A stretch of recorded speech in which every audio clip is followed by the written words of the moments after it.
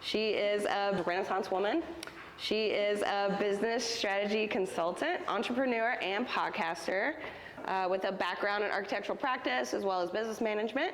She founded Apostrophe Consulting in 2019 to empower architectural teams with innovative solutions, showcasing her commitment to advancing architectural practice. Jean's also the co-creator of the Practice Disrupted podcast, alongside Evelyn Lee, next year's AIA National President. She has been recognized with plenty of awards and appointments, as you will see in her bio, and she brings over 15 years of industry experience to the forefront of organizational transformation. So let's welcome her today to our session.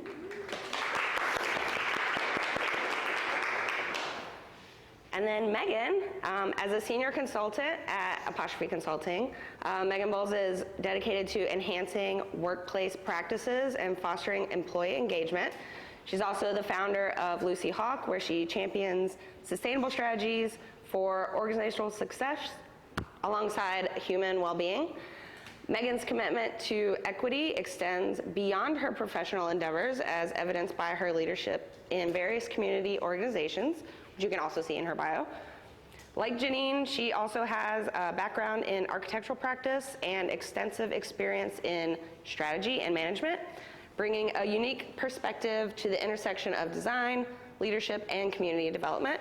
And last but certainly not least, she's also your current 2024 AIA North Carolina president. So we will give the floor to you, and you can jump in. We'll have a break midway through or a third of the way through the presentation as well. Yeah. All right, thank you guys so much for having me. Thank you, Sam and Shannon. I really appreciate the invitation to bring us into your discussion, and hopefully today we can offer some new insight that will kind of expand your perception of the business of architecture in new ways. I'm pleased to bring Megan Bowles into this conversation, who's been a strategic ally and partner in helping me build my business. Just for your own background, I did study architecture. I've completed my I didn't complete my AREs. I've completed my internship hours. I've worked in practice. I've also worked in firm management positions in the Bay Area.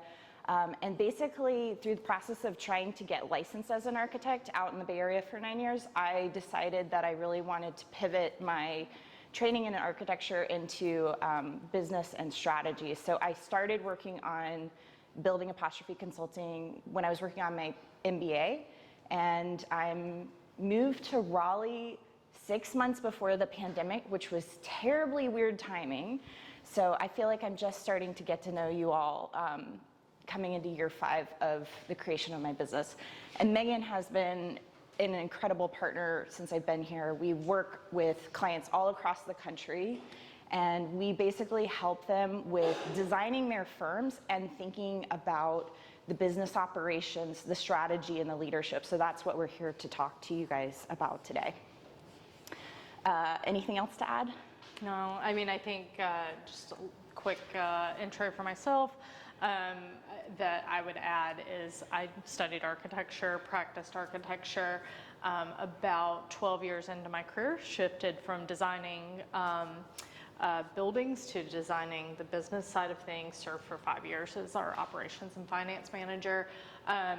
Did all the really nerdy, run the business, run the office stuff, which isn't for everyone. Sam, to your point earlier, there's probably a reason that you're getting some similarities in the testing, because it's a unique skill set, a unique set of interest, but I still think it's a design opportunity. Mm-hmm. Mm-hmm. So you guys had quite a bit of reading. We're not going to go into discussion on all of that. We're kind of narrowing in on 3 categories of that conversation. And the premise of kind of what we do as an organizational design consultant and business management consultant is think about the business in the same way you think about your projects. Your business is actually a design problem, and your ability to lead is directly related to your ability to solve the problems within the organization and make decisions that lead your organization forward. So I think Megan and I feel really strongly about the fact that when you're thinking about strategy and leadership and operations, strategy is not a strategic plan. It's not something that you do once every 3 to 5 years and create this document that lives on your server somewhere.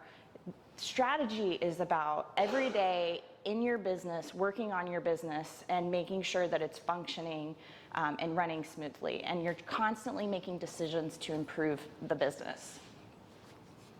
So again, we're focusing on strategy, operations, and leadership. And I wanted to ask, let's see if we can come up with maybe 3 examples. If you can think about a decision in your organization that would touch and relate to these 3 topics. Anything that your firm, or you've seen leaders in your firm, or you have personally had to make a decision about that kind of touches on all 3 of these things. Succession planning. That's a great example. Yeah, what do you mean? Like how your firm transitions leadership if the firm leaders retire. Yes, exactly. Ownership transition. So we've got a lot of firms where they're experiencing senior leaders in their firm kind of moving through retirement and trying to exit the business. And what does that mean for the up and coming next generation leaders? Great example. Can I get one more? New office space. Say that one more time. New office space. A new office space. How so? How does that impact these 3 things? You're here at risk. You're growing. You need space that's bigger than, probably bigger than what you have now. And that could be scary. Just for example. Definitely, yeah. When you move, so your business as architects is dependent on people. So if you're moving your people and you're moving the functionality of your firm, there's a lot that can go wrong. So it is definitely touches on strategy. That's great. And you had one more? I was going to say, opening up a new office in a different market, creating a new market type. Perfect. Yeah, no, that's totally accurate. And actually, that was going to be the example that I was going to give you all. When I started working in strategy work in firm leadership positions, because of the recession, I fumbled and fell into marketing, which put me in a position where I was thinking about how do firms win work? How do we strategically compete for very intense project pursuits in the Bay Area? Like we did one at San Francisco Airport. That was like an early experience where we're thinking, okay, it's a cattle call. All these firms are trying to go after this big signature project at SFO. How do we position our firm to differentiate ourselves and win with the client against those other firms? And so through the marketing lens, that was really my kind of onboarding into all of this. Let's keep going. We've got a lot to cover. So strategy, we wanted to frame what strategy is and what it is not, so that as you, as leaders, grow in your careers and lead firms, you can think about this and remember that it is really not a strategic plan. It's about action and direction. And so this ties directly into the work. I know a lot of you came through Leadership Forum. It ties directly into the work of leadership, because what you are doing on a day-to-day basis with your teams is leading them forward. And another important thing, it's not static. So another issue that I think we struggle with strategic plans is they can be decisions frozen in place. And strategy is really about adaptation, because things are going to change. Things in 5 years, you're not going to be able to predict what the market conditions are, that there's a dip or a retraction, or that new competitors enter the market. So you have to be agile and you have to be flexible in making decisions. And a great example of that is the pandemic, when we all were first crashing into the pandemic, and then as we've tried to recover and come out and lead our teams on hybrid work, I think those are really hard decisions that we have to make as leaders. So we wanted to illustrate for you this is a 3-phase process that we take our clients through that we wanted to illustrate, just to give you some framework on how you can move through strategy with your firms. We always start with an assessment phase. We use design thinking, just like you all do with your clients, to make decisions. And then we actually take our clients who want to get help with the action phase through an implementation phase. And it very much is a journey, so that I love metaphors, so that's why the little drawings. But assessing, it's just like when you guys go out on your project site and you take photos and you want to have the survey of the site. When we come in, we're coming in as a third-party neutral consultant who can objectively observe your organization. Oftentimes, when we're in leadership positions, we have biases within our own organization about people and situations. What we come in and do is we try to get the information and collect it and understand the different diverse perspectives going on, what the facts are, how some of the staff feel outside of maybe how the leadership feel. And we try to understand the context before we try to make any recommendations or move towards a diagnosis. We want to understand the problem first. Through the design phase, we think of strategy as a problem-solving tool. So it is identifying a challenge and then trying to solve around that challenge. And that's the most concrete way to make clear decisions and choices within your strategy. And it is the act of making an integrated series of decisions. So just like when you guys are laying out floor plans and you want to understand like a viable circulation path that makes sense for the user, we're thinking about order of operations. If we want X to happen, what are the sequence of steps to get us to X? And so we work with teams to position them to win based on what their goals are. And it's really fun. It's like, I mean, it is design. This has been the joy of like developing my career after architecture, is still having that opportunity to design. And then the last piece, implementation. It's about, oh no, my graphics are terrible. All right, well, that's okay. Oh, good, okay. All right, great. I scaled them down too much. Anyway, so this is where the leadership piece comes in, and you can tie it back to your leadership forum work. You're basically, once you decide on a strategy, like for example, if it's moving your team into a new office, your role as the leader is to set the vision for your team, discuss the challenges and obstacles and how you're going to move through them. And then you actually help your team move through the process, anticipating risk and leading them towards the outcomes.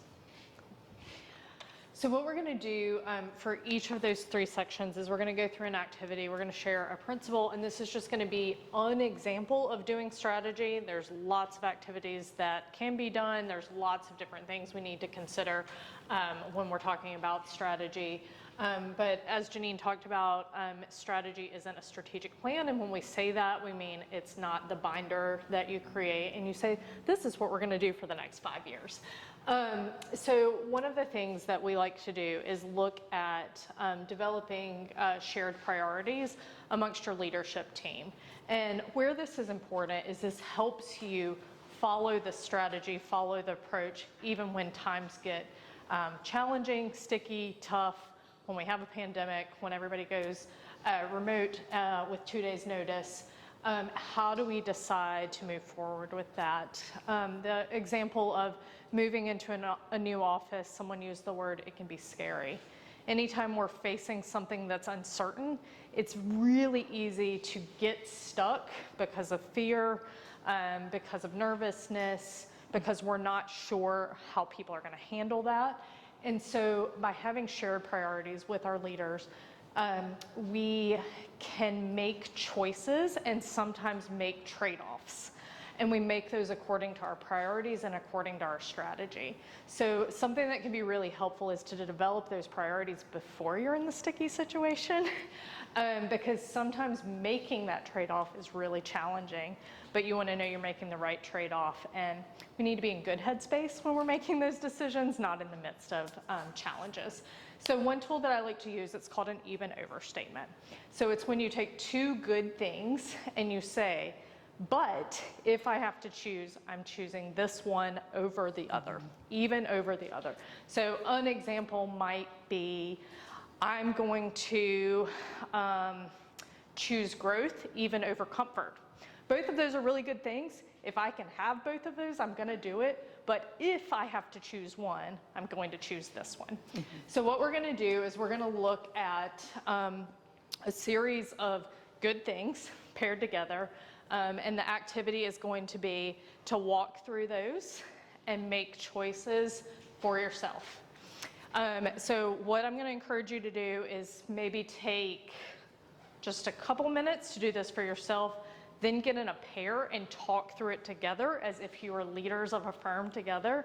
And when you have chosen a different pairing, how do you talk about that? How do you make the choice? And what you're doing with each other is you're saying, I agree to select agility even over stability. And so when you get to a time where maybe it's a question of, do we hire, do we not hire?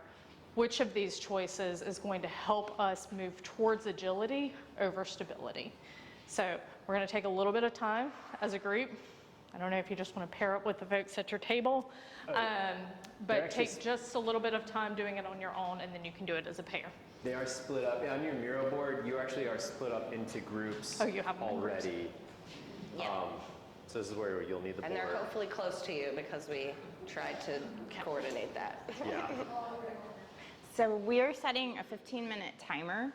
So kind of do some focus work by yourself, and then when you get to a good stopping place, start discussing it.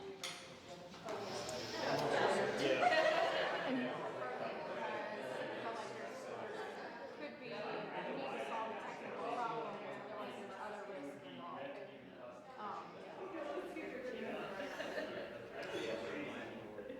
don't know. There's the type of firm that I want to be, and then there's the type of firm that I hate.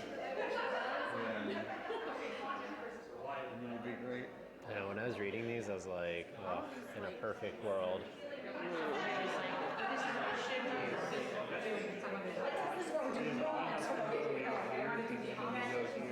Well, this is, yeah. What we should have done is use this to kind of like put Yeah. this. Okay, I was like,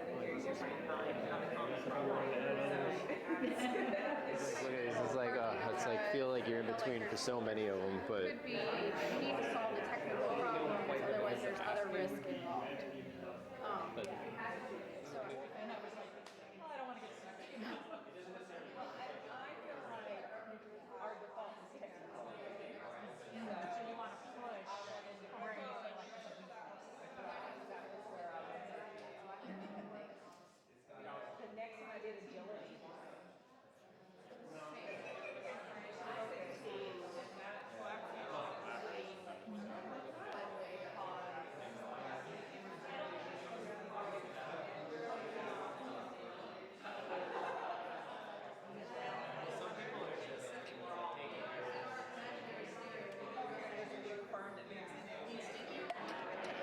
But we're like complete opposites on technical versus so like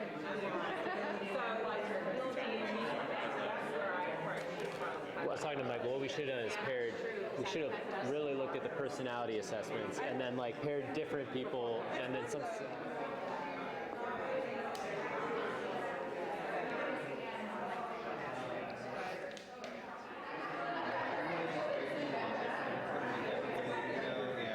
The charrette process is so far, and everybody's going to let work.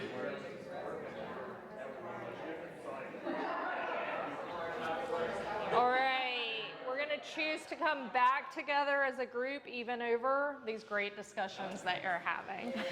So definitely want to hear how this went. What was it like trying to navigate potentially different values as individuals coming together as a group? So as you were working through that, what were some of the approaches that each of you used to start the conversation, to move through the challenging points? How did you work through that? Yep. I think one thing that came up a few times was that something could actually lead to the other. Do you have an Choosing the first one, even Yeah. knowing that the second one Do you have an example? The team growth and revenue growth, investing in your team or revenue will follow. Nice. Nice. Oh, interesting. What did you say? Okay. Oh, interesting. Yeah. Ooh, Which is love also it. true, I guess. I think something that for us was like talking about what did that word mean to you? Like, because we had different thoughts when we first saw like Yep. revenue versus team growth. what is this word? Yeah. To be able to understand which one's more. Yeah, and I think that's a really good point, and something we deal with clients quite a bit is the word growth, the word success, the word progress. What does that mean? Especially the word success. That can mean a lot of different things. It can mean monetary success. It can mean long tenure in the profession. It can mean you create one really deep, big impact. And so I think those are really important things for firm leaders to agree on, because those will definitely impact the day-to-day decisions that you're making. Any other thoughts? Most challenging part of the process? Go ahead. We were identical on every single one. You were what? Identical on every single one. No way. You're. Well, are you going into business? But we approached it differently. We approached it where we each chose, and then where we disagreed, we discussed. That's funny. Yeah. So it was actually challenging to discuss why we were separate. Sure. Sure. Was similar. So. And I think that's a really good point to bring out, and I know that it was in the reading about, I'm going to use the word complementary leadership, balanced leadership, and some of the challenges you were facing and being so similar is that you didn't have a counterpoint that is really valuable when it comes to leadership, especially leading firms. Again, you enter those challenging times or maybe even those good times and like one person's up and the other person's down, you can balance each other out. But like if you're both up and like push too hard, or you're both down and you're like, neither of us are going to work today, that's not really helpful for your firm. I think that's a really interesting happenstance that we got to have in the room. So. I think I at least have had something similar to that happen too, where like as a leadership team we all agree on something, and then we go to live it out in the firm.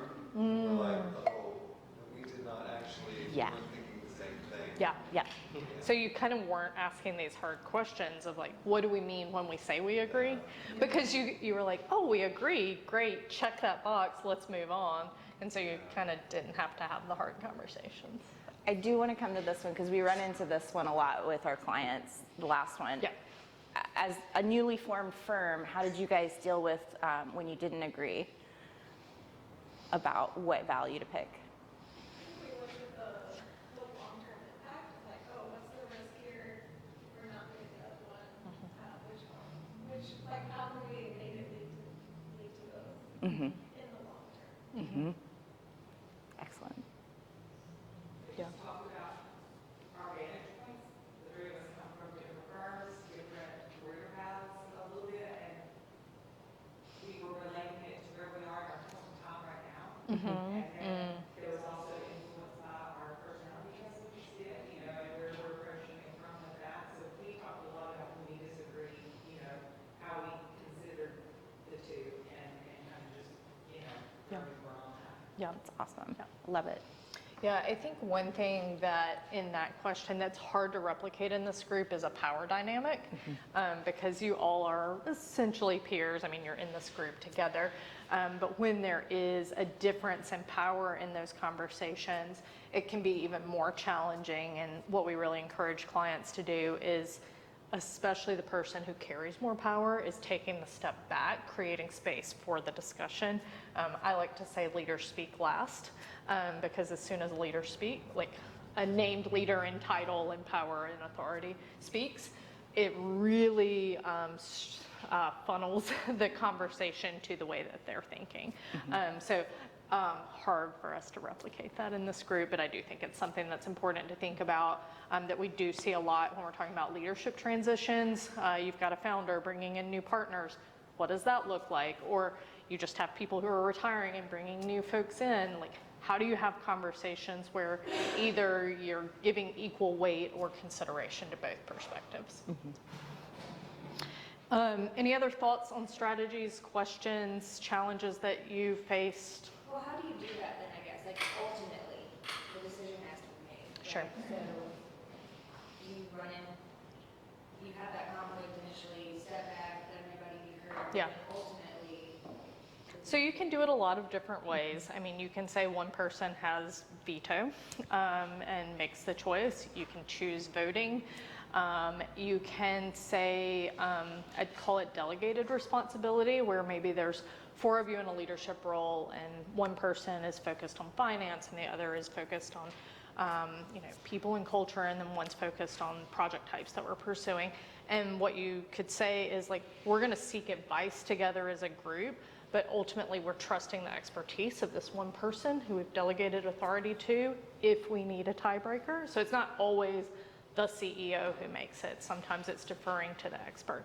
And I mean, those are really good questions, and I'll go into operations and structure a little bit, because really how you choose to make those decisions will influence other things. How fast can we go? How open can we be? How inclusive can we be? And so those are important things to think about, is like, what do you want your outcome to be? Then you create the structure that's going to allow you to get there. Mm-hmm. And then take it even to large firms where you've got 100 shareholders. Do they all get to vote? And the answer is you could do either. You just have to think about it and figure out how you're going to structure that. So, this is a great segue into operations and designing the how of our work. So I'll go through this really quickly. Why is the core of what we do, why we do it, why we exist, what makes us different from other firms. The what we do is the impact of our work, and that's everything from the building that gets built, to the drawings that we draw, to the way, or to the meetings that we have, relationships with clients. The how is the thing that we often don't pay a lot of attention to, but it's the thing that ties the two things together. So this is how we meet, how we compensate, how we hire. It's all of the operations. So I'm going to jump through, wrong slide. I categorize this in 3 ways: how we advance, how we organize, and how we support. So advance is that growth, it's that strategy, it's that purpose. It also includes how do we learn as individuals, how do we innovate as a group. How do we organize ourselves? So how do we structure our company? How do we delegate authority, a conversation we were just having? How do we create a community? So how do we bring people in? How do people exit? And then how do we promote collaboration? So within that one can be a lot. That can be your tools, that can be how you communicate, that can be how you set up your office to like even physically, and the tools that we use. And then how do we support? So workflow could be planning of projects. Matthew and I were talking before about using Monday to plan projects, and so now rather than just sequencing in order, they're sequencing based on priority and match. So that's where workflow falls into things. Do teams get to be involved in determining that workflow, or is it just determined by your business development person? Resourcing, how do we budget? So this is your money, your finance, your assets. How do we communicate both internally and externally?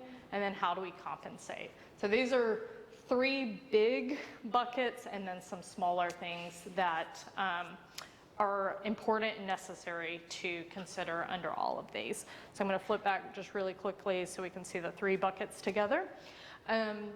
One thing I'll say about operations and how we work is it's really, really interconnected.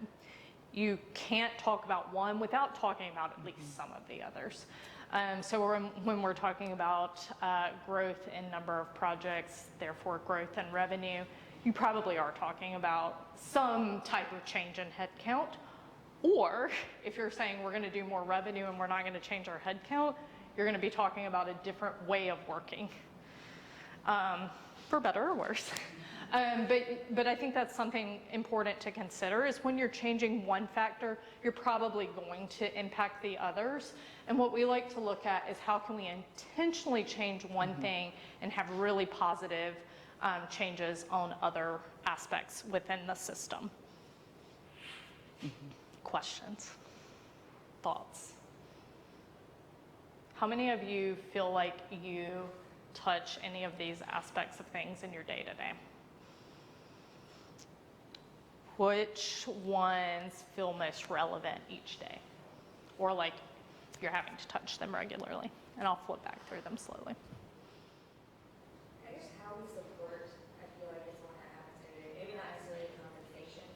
Sure. As far as like workflow, resourcing as like project managers and the leader position, you need to be able to know what your staff, how they're feeling, and what they're working on, or whether the resources they're being provided, what resources they are bringing to other projects and teams, and what the communication Sure. needs to be done daily. Yep. Yeah, absolutely. Or maybe you can think of an example of when someone changed something in the organization and it impacted you, Yeah. Positively or negatively. positively or negatively, intentionally or unintentionally. Yeah. And I think that's a good point. Intentionally or unintentionally, hopefully it's always intentional. But I have an example, it's not exactly that, but yesterday we had a meeting with a potential client, and they're like, "Oh, we need this by June 4th.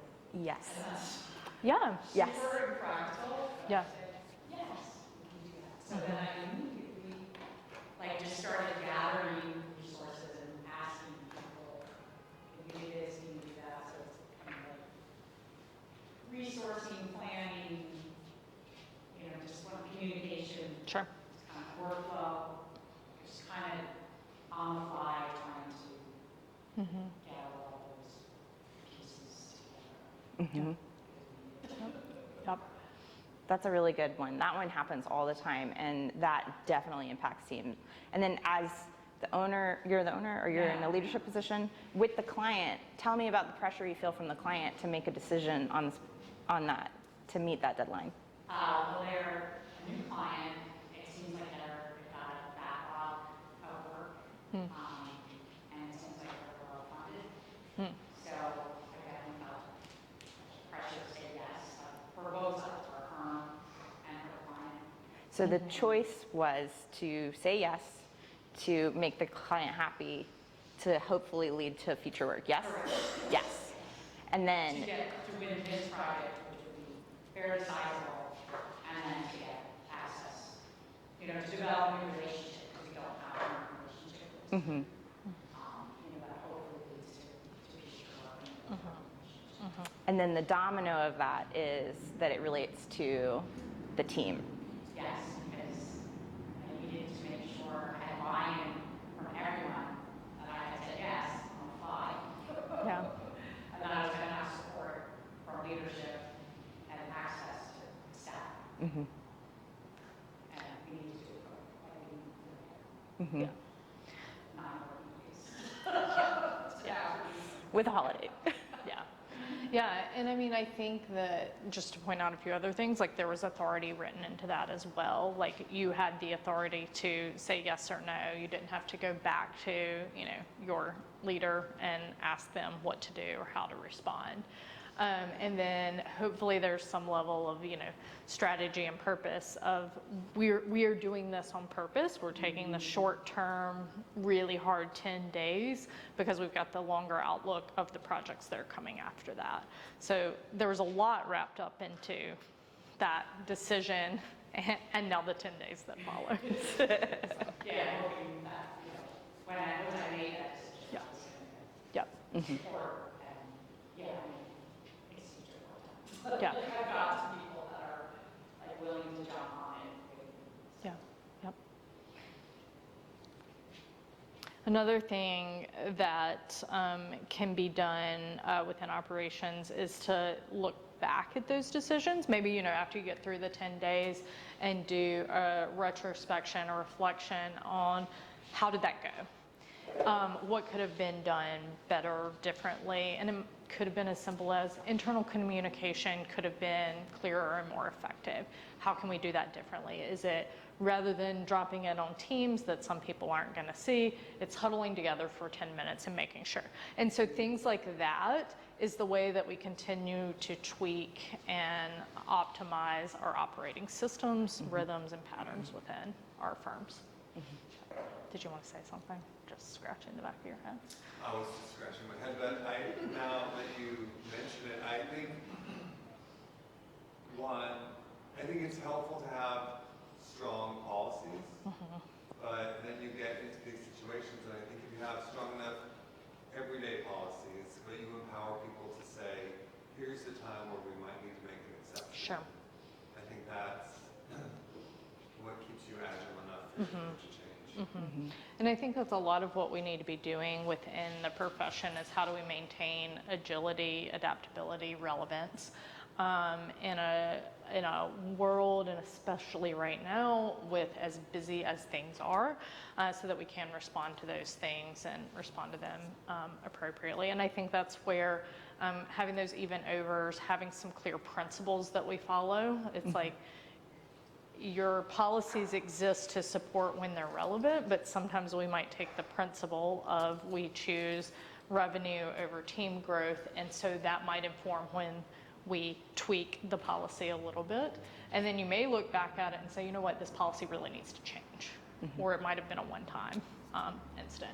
But I do think what you're pointing out about clarity of policy is really important when it comes to communicating with our team and helping understand expectations. And really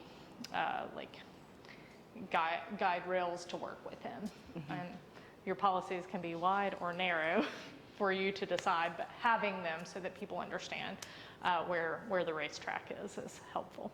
So, what we're going to talk about next, so for our activity for this one, is a working agreement. So a working agreement is where we decide how we're going to work together. We agree on that. But then there's, to your point, Matthew, there's that openness of we might change this if it's not working. We might change this if we learn something new. We might change this if there's a pandemic and we're all of a sudden a fully remote company. So whether it is written or it's assumed, every company has ways of working. You might have to figure it out yourself and ask, use the back channels to figure out, are we posting on Teams? Are we emailing a reply all to 100 people? What are we doing? And agreements offer an opportunity for clear direction for how to work within each operating system. So what we're going to do for this next activity, we're going to use a scenario. I think this is probably going to feel very relevant to you all, given the climate of work these days and the busyness and challenges and opportunities for hiring and recruiting and retention as well. So I invite you to read over this with your group, then using the even over statements that you did on the previous activity, use that to inform how you would respond to this. So what I would like you to do is just draft out how would you as leaders respond to this? How are you going to communicate it? How's it going to impact your workflow? Do you need to consider something in terms of compensation? So give you some time to read that, and then we'll move into just group work together to think through how you're going to respond to this scenario. So try to make it real life for you. So I guess I was saying, feel like what we're doing here, like what one of those deals with and do it again. And this is what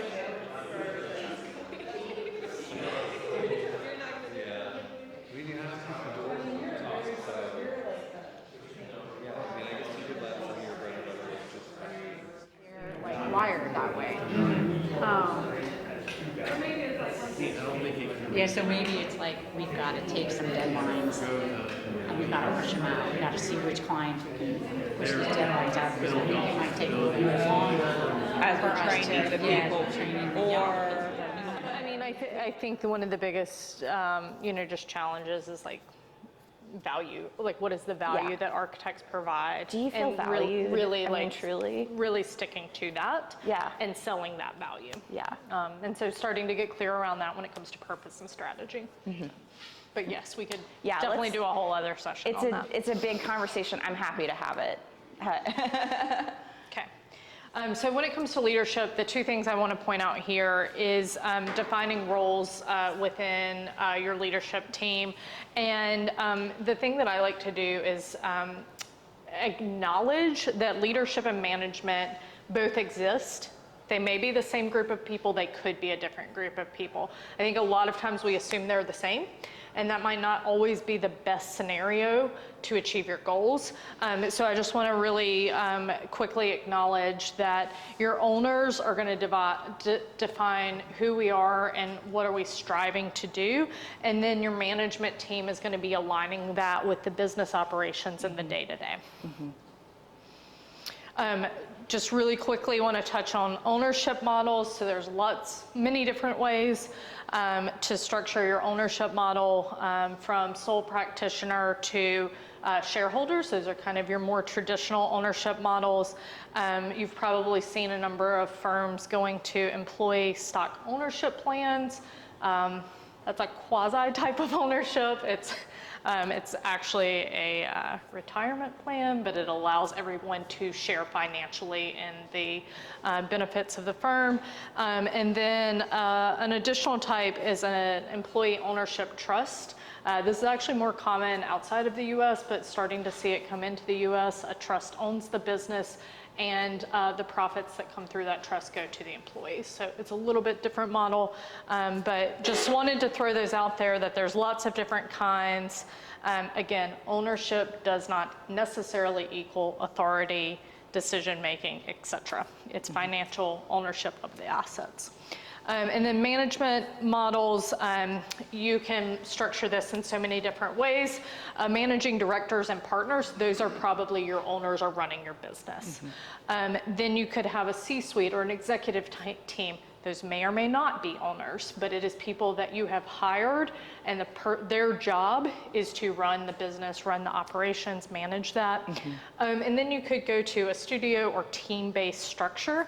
I honestly don't see this often. I have seen it outside of the industry where those teams run like little businesses. So they're responsible for bringing in their revenue, they're responsible for hiring, and they're responsible for those types of decisions. I think there's a lot of agility and benefit in that.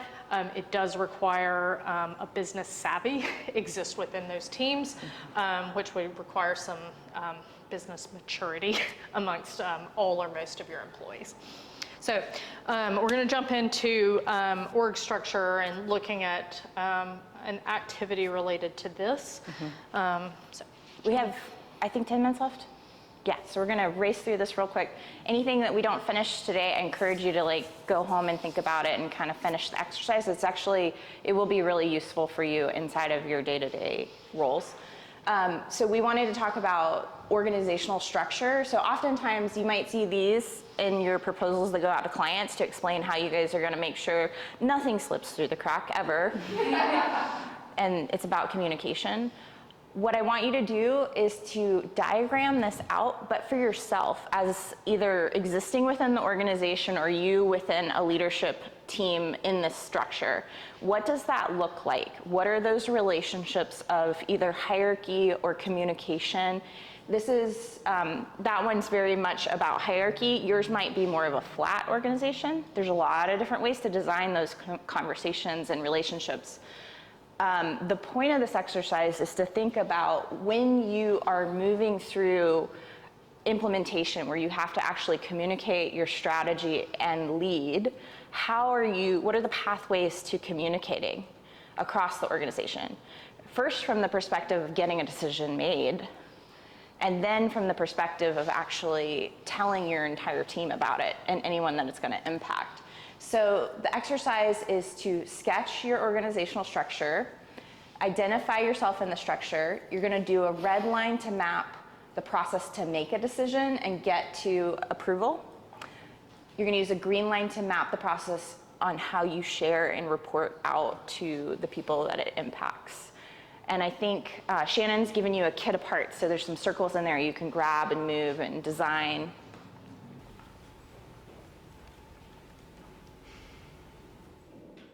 If anyone's at a stopping point, we can start with you all. We just wanted to discuss briefly a couple of items. How long did it take you to make a decision within that structure? Is it a day? Is it a couple days? Is it a month? And a way to think about that might be, say you've got 5 jumps in the chart, and it's like, oh, it's a week and a half between each one of those. Or maybe I can do all 5 of those in a day, because I just bring the group together and we have a conversation. Mm-hmm. So. Yeah, sometimes it's challenging when you've got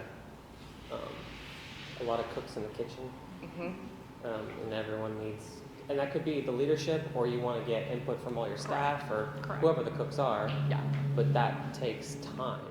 Yep, exactly. Yep. So when you make decisions, I think one of the challenges we run into as leaders is how much time are we going to invest, usually in an overhead capacity, to make a decision. And sometimes that's when we pull back from inviting more people into the decision-making process, because it lengthens the amount of time that it takes. So how clearly effectively was the decision shared with the team in the inverse when you reported it back? Was that pretty straightforward, or did anyone have any challenges there? I feel like that's easier. That's easy? The decision has been made. It almost doesn't matter who communicates it. 'Cause, that's easier. I think it depends on what's being decided. As someone who's in a multi-office firm, if it's something that's just strictly relates to the office, it might not matter so much. If it's something that affects the entire firm, then there is more structure in how they want to convey that and communicate it. I think this one's really dependent on the size. Like this, if you're a bigger organization, we often hear people start to complain at the bottom because they don't understand how or why the decision was made, or it wasn't clearly communicated. Even though the leaders at the top think that they're being super crystal clear, the people at the bottom are like, what? This impacts so many things in my day-to-day. And there's that frustration can be problematic if we are not thinking about the levels of communication that we need to be speaking to in order to reach everyone. How did the team respond to the information received? Or how does your structure impact that? Yeah, or how does your structure impact that? How does the way that your structure, the systems within your organization, how does that change dynamics within the communication? I think a lot of times for us, if there's a big decision, it gets announced like in a staff meeting, and it's not like oh, let's get feedback. Yeah. It's like, here it is.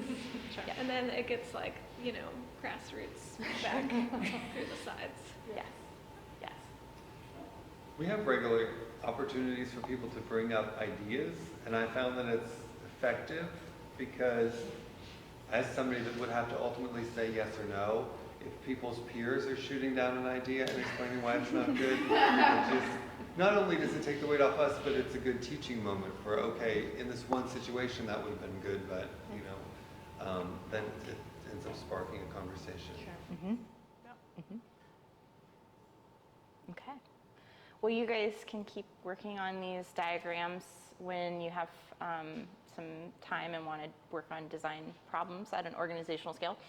We really appreciate your time. I hope you guys learned something new today that expanded your perception of architecture and potentially where the industry is going. And if you guys want to talk more, we're always happy to have a conversation with you about what you're experiencing in your career or your firm and see if we can help. Yeah. Thank you.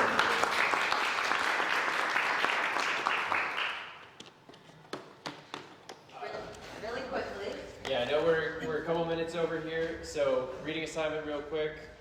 We're headed back to Arts Principles. A couple more chapters, not as many. Not as many. Also, not as much from the Handbook of Professional Practice. Not as but much. still. And then the designing words text that you have, we definitely recommend getting through that before the writing assignment. So there is a writing assignment. Next time we're going to have Rebecca Edmonds in. The author of the book. The author of the book. And she has a little activity planned that's a little interactive. And so we're asking y'all to take a look at the writing assignment that we have in the Miro board. And if you guys can,